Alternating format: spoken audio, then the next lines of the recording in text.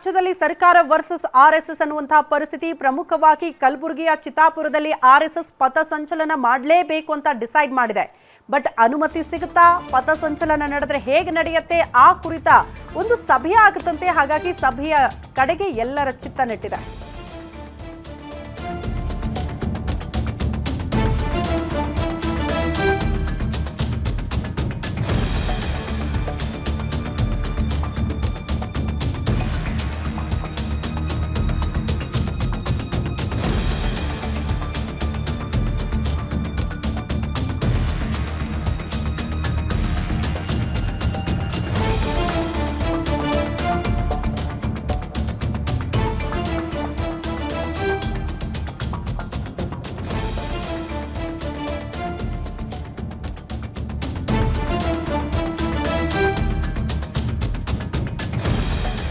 ಏನಾಗಬಹುದು ಚಿತ್ತಾಪುರದ ಆರ್ಎಸ್ಎಸ್ನ ಪರೇಡ್ ಭವಿಷ್ಯ?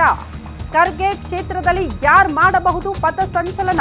ಆರ್ಎಸ್ಎಸ್ಗೆ ಅನುಮತಿ ಸಿಗುತ್ತಾ ಅಂತ ಶಾಂತಿ ಸಭೆಯಲ್ಲಿ ಇವತ್ತು ಆರ್ಎಸ್ಎಸ್ ವರ್ಸಸ್ ಭೀಮ್ ಆರ್ಮಿಯ ಫೈಟ್. ನವೆಂಬರ್ 2ಕ್ಕೆ ಯಾರಿಗೆ ಸಿಗಬಹುದು ಪರ್ಮಿಷನ್ ಅನ್ನೋದು ಕುತೂಹಲ. ಖರ್ಗೆ ಕೋಟೆಯಲ್ಲಿ ಯಾರಿಗೆ ಅನುಮತಿ ಸಿಗುತ್ತೆ, ಯಾವ ರೀತಿ ಸಿಗುತ್ತೆ ಅನುಮತಿ ಸಿಕ್ಕರೆ ಅಂತ ಕಲಬುರಗಿ ಡಿಸಿ ಕಚೇರಿಯಲ್ಲಿ ಇವತ್ತು ಮಹತ್ವದ ಶಾಂತಿ ಸಭೆ ಆಗುತ್ತೆ. ಬೆಳಗ್ಗೆ 11 ಡಿಸಿ ಫೌಜಿಯಾ ತರಸು ನೇತೃತ್ವದಲ್ಲಿ ಮೀಟಿಂಗ್ ಆಗುತ್ತೆ. ಇಂದಿನ ಶಾಂತಿ ಸಭೆಗೆ 10 ಸಂಘಟನೆಗಳಿಗೆ ಬುಲಾವ್ ಕೊಟ್ಟಿದ್ದಾರಂತೆ ಜಿಲ್ಲಾಧಿಕಾರಿಗಳು. ನವೆಂಬರ್ 2ರಂದು ಪಥಸಂಚಲನಕ್ಕೆ ಅವಕಾಶವನ್ನ ಆರ್ಎಸ್ಎಸ್ ಕೋರಿದೆ, ಅವಕಾಶ ಮಾಡಿಕೊಡಬೇಕು ಅಂತ.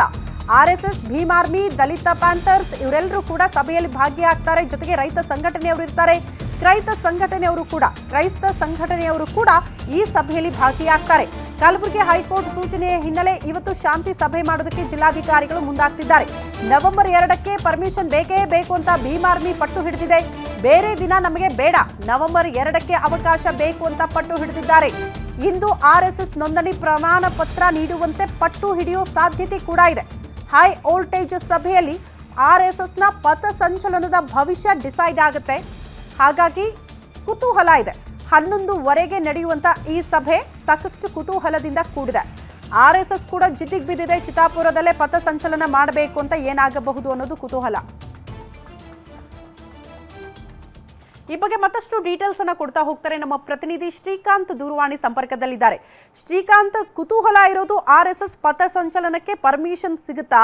ಪರ್ಮಿಷನ್ ಸಿಕ್ಕರೆ ಏನೆಲ್ಲ ಕಂಡೀಷನ್ಸ್ ಅಪ್ಲೈ ಆಗುತ್ತೆ ಅಂತ ಏನ್ ನಿರೀಕ್ಷೆ ಮಾಡಬಹುದು 11ವರೆಗೆ ನಡೆಯುವಂತ ಸಭೆಯಿಂದಾಗಿ? ಎಸ್ ಶ್ರುತಿ, ಏನಂದ್ರೆ ಸಚಿವ ಪ್ರಿಯಾಂಕ್ ಖರ್ಗೆ ಅವರು ಯಾವಾಗ ಆರ್ಎಸ್ಎಸ್ ಸೇರಿದಂತೆ ಸಂಘ ಸಂಸ್ಥೆಗಳ ಕಾರ್ಯಚಟುವಟಿಕೆಗಳನ್ನ ಸರ್ಕಾರಿ ಸ್ಥಳಗಳಲ್ಲಿ ಬ್ಯಾನ್ ಮಾಡಬೇಕು ಎಂದು ಸಿಎಂಗೆ ಪತ್ರವನ್ನು ಬರೀತಾರ. ಅದರ ಬೆನ್ನಲ್ಲೇ ಇದೀಗ ಆರ್ಎಸ್ಎಸ್ ಶತಾಯಗತಾಯ ನಾವು ಚಿತ್ತಾಪುರದಲ್ಲಿ ಸ್ವತಃ ಪ್ರಿಯಾಂಕ್ ಖರ್ಗೆ ಅವರ ಕ್ಷೇತ್ರದಲ್ಲಿ ಪಥಸಂಚಲನ ನಡೆಸುತ್ತೇವೆ ಅನ್ನುವಂತ ಪಟ್ಟಣ ಹಿಡಿದಿರುವಂತದ್ದು.